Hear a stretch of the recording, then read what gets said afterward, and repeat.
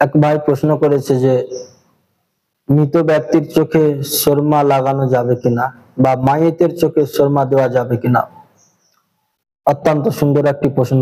কেননা প্রায় সময় দেখা যায় মৃত বাড়িতে মাইয়েতের গোসল দেওয়ার পরে কিছু সংখ্যক মানুষ তারা মাইয়েতের চোখে সুরমা লাগানোর জন্য বাড়াবাড়ি করে থাকে। এটা মোটেও ঠিক না।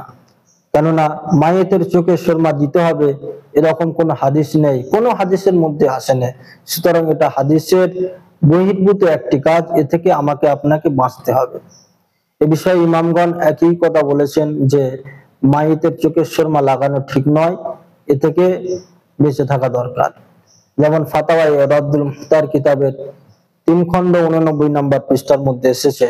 এবং ইমামগণ আরো যুক্তি দিয়েছেন যে সুরমা লাগানোর পিছনে 2টি উদ্দেশ্য থাকে।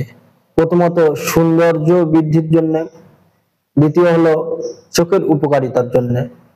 আর মানুষ যখন মরে যায় তার চোখের সৌন্দর্য বৃদ্ধির কোনো প্রশ্ন আসে না এবং চোখের উপকারিতার কোনো প্রশ্ন আসে না। সুতরাং এটা একটা অনর্থক কাজ, হাদিস বহির্ভূত কাজ, এ থেকে আমাকে আপনাকে বাঁচা দরকার।